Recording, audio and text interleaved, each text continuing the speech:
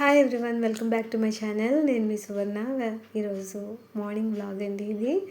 నేను వ్లాగ్స్ కూడా చేస్తున్నాను, ఎందుకంటే ఒకే వంట అనేది కాకుండా వ్లాగ్స్ కూడా, డైలీ వ్లాగ్స్ కూడా పెట్టమని ఇక్కడ మాకు ఇక్కడ తెలిసిన వాళ్ళు అన్నారన్నమాట. సో అందుకని పెడుతున్నాను. ఇది మా ఏరియాలో ఉండే పార్క్ అండి. చాలా చాలా గ్రీనిష్గా ఉంది కదా. ఇదంతా కూడా ఎండాకాలం చాలా చల్లగా ఉంటుంది ఇక్కడ. సో ఇవన్నీ నేరేడు చెట్లు, మామిడి చెట్లు అనమాట. మామిడికాయలు ఆల్రెడీ తెంపేసి అందరికీ డిస్ట్రిబ్యూట్ కూడా చేశారు. ఈరోజు వ్లాగ్ వచ్చేసండి, మార్నింగ్ ఒక బ్రేక్ఫాస్ట్ రెసిపీ చెప్తాను. నెక్స్ట్ నా రొటీన్ కార్యక్రమం అనేది ఎలా ఉంటుందో చెప్తాను. ఇదిగోండి, కుళాయి వాటర్ వస్తుంది అనమాట. దానికోసం నేను వెయిట్ చేస్తున్నాను. ఇంట్లో ఇంకా ఎవరు లేవలేదు. ఇంకా 6:30 అలా అవుతుందన్నమాట. ఎండ చూసారు కదా, మండిపోతుందన్నమాట. సో వాళ్ళు లేచేలోగా నా పనులని కంప్లీట్ చేసుకుంటే, ట్యూషన్స్ కూడా ఈ సీజన్లో వేగంగా మార్నింగే పెట్టేస్తానండి. మధ్యాహ్నం అయ్యేటప్పటికి వర్షం అది వచ్చేస్తుంది అనమాట. సో పిల్లలు అనేవాళ్ళు మార్నింగే వచ్చేస్తారు ట్యూషన్కి. సో పిల్లలు వచ్చేలోగా నేను వంట పని, టిఫిన్ల పని అన్నీ ముగించేసుకోవాలన్నమాట. వాళ్ళ దగ్గరే ఉండాలి కదా ట్యూషన్స్ అంటే. సో ఈరోజు పెసరట్టు అండి చేస్తున్నాను. ఆ రెసిపీ కూడా చెప్తాను. ఇప్పుడు అందరి ఇళ్ళల్లో చూస్తే కనుక మామిడి పళ్ళు అండి చాలా చాలా ఎక్కువగానే వచ్చాయి ఈ సంవత్సరం మార్కెట్లోకి. కానీ ప్రతిదీ కూడా చప్పగా ఉన్నదండి. పండినవి అయితే అసలు తీపిదనం అయితే లేదండి. ఇదిగో బంగినపల్లి అనుకుని తెచ్చాం, కానీ అవి చప్పటిగా ఉన్నాయన్నమాట. అలాగే చూస్తున్నాయి అన్నమాట. అలాగా ఇప్పుడు ఇంజెక్షన్స్ అనేవి ఏవో చేసేస్తున్నారండి. ఎంతమందిని అవాయిడ్ చేసిన వ్యాపారస్తులకి ఆ విజ్ఞత అనేది వాళ్ళకే ఉండాలి.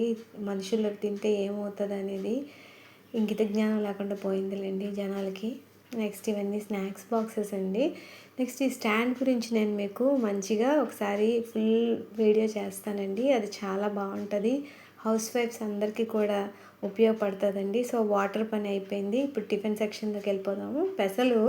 ఒక గ్లాస్ తీసుకుంటే కనుక అందులో అర గ్లాసు పెసలకి సరిపడా బియ్యం అనమాట. అర గ్లాసే తీసుకోవాలండి. ఒక గ్లాస్ పెసలకి అర గ్లాస్ బియ్యమే తీసుకోవాలి. నెక్స్ట్ దాన్ని కన్సిస్టెన్సీలో రుబ్బుకోవాలండి. ఆ పెసల్లో ఏంటంటే నేను ఒక 8 పచ్చిమిర్చి వేసాను. నెక్స్ట్ అల్లం పెద్ద సైజు ముక్క వేసాను. 1.5 స్పూను ఏంటంటే జీలకర్ర వేయాలండి. పెసరట్టుకి జీలకర్ర కంపల్సరీగా ఉండాలి.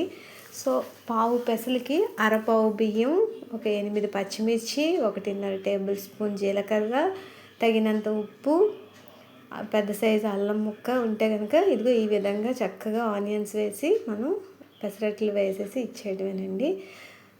నెక్స్ట్ పల్లీ చట్నీ అండి. దీనిలోకి పల్లీ చట్నీ బాగుంటుంది, మ్యాక్సిమం బాగుంటుంది పల్లీ చట్నీ. కొంతమంది పుల్లి చట్నీ కూడా చేసుకుంటారు, ఎవరి ఇష్టాన్ని బట్టి వాళ్ళు చేసుకోవచ్చు, బాగుంటుంది ఏదైనా. సో ఇందులో పండు మిర్చి ఉన్నదని అదే వేసేసానండి. మీరు పచ్చిమిర్చి కూడా వేసుకోవచ్చు. పల్లీలు బాగా వేపేసి దాని తాలూకా పొట్టు అంతా కూడా మనం ఈ విధంగా తీసేసుకుంటే మనకి చెత్త అనేది డస్ట్బిన్లో వేసి ఇస్తే చిందరవందర అవ్వకుండా చేసే ప్రాసెస్ ఇప్పుడు చెప్తాను నేను. ఒక ప్లేట్ తీసుకోండి, కొంచెం పెద్ద సైజ్ ప్లేట్ అనమాట. తీసుకొని దాన్ని గట్టు మీద ఇలా పెట్టి ఈ పల్లీలు ఉన్న మొత్తం ప్లేట్ని ఇలాగా ఎగరేస్తే ఆ పల్లీలకున్న పొట్టు అంతా కూడా అందులో పడిపోతుందండి. స్మాష్ చేయాలండి. పల్లీలను స్మాష్ చేసిన తర్వాత ఈ విధంగా ఎగరేయండి. దీన్ని మన భాషలో చెప్పాలంటే చెరగడం అనమాట. సో ఈ విధంగా మొత్తం అంతా కూడా అందులో పడిపోతుంది. గట్టు మీద ఏమీ అవ్వదు, నీట్గా ఉంటుంది. నెక్స్ట్ దాన్ని ఒక చిన్న రఫ్ పేపర్లో ఎందులోకి ఆ డస్ట్ అంతా ఎత్తేసి డస్ట్బిన్లో పడేయండి.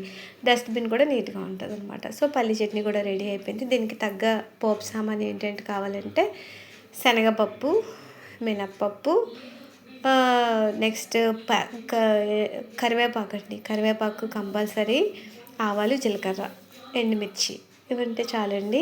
చక్కగా పోపు వేసేస్తే అద్భుతంగా చట్నీ కూడా రెడీ అయిపోతుంది. సో ఈరోజు ఒక విషయం మీతో టాపిక్ చెప్దాం అనుకుంటున్నానండి. రీసెంట్గా మా ఏరియాలో, అదే నా ట్యూషన్కి వచ్చే దారిలోనే ఒక చెట్టు మీద తేనెటీగల తుట్టు అనేది ఉన్నదండి. అది పిల్లలకి ఒకరోజు ఈవినింగ్ వచ్చేటప్పటికి వాళ్ళ మదర్ ఉన్నారు కాబట్టి సరిపోయింది. వాళ్ళ ముగ్గురు మీద అటాక్ అయిపోయింది. వాళ్ళ మదర్ వాళ్ళని సేవ్ చేశారండి. పిల్లలిద్దరు సేఫ్గా ఉన్నారు, కానీ మదర్ చాలా చాలా ఇంజ్యూర్ అయ్యారు. రీసెంట్గానే ఇంకా తగ్గింది వాళ్ళకి. కాకపోతే ఏంటంటే కొంతమంది ఆకతాయి వెధవలు ఏం చేశారంటే ఆ తేనెతుట్టునేమో కొట్టారంట. కొట్టడం వల్ల ఏంటి నెక్స్ట్ వీళ్ళు బలైపోయారనమాట. సో, మీరు పిల్లలతో పాటు చిన్న పిల్లలు అయినట్లయితే గనక పేరెంట్స్‌లో ఎవరో ఒకళ్ళు కంపల్సరీగా అటెండ్ అవ్వండి. పిల్లల్ని మీరే ఎళ్ళొచ్చేయండి అని అనకుండా ఒకళ్ళు ఎవరో అటెండ్ అయ్యారనుకోండి పిల్లలు సేఫ్‌గా ఉంటారు. కొంచెం సెక్యూర్‌గా మనం చూసుకోవచ్చనమాట.